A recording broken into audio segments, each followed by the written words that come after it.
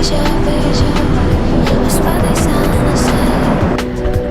It's like they're on my skin. Every word they say sounds just like him. And it goes like this. We'll get in your car and you'll need to kiss me. We'll talk for hours and lie on the backseat. And then we'll ride the night when everything changes. You won't reply and we'll go back to strangers.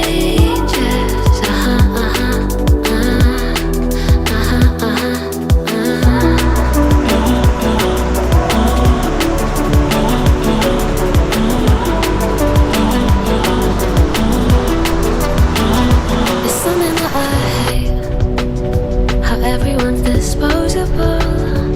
Every time I date somebody new, I feel vulnerable, that it'll never change, and it will just stay like this.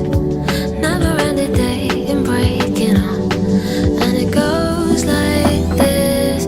We'll get in your car and you'll need to kiss me. We'll talk for hours and lie on the backseat.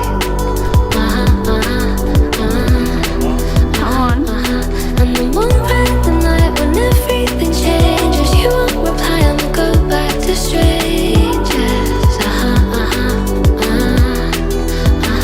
It always ends the same when it was me and you.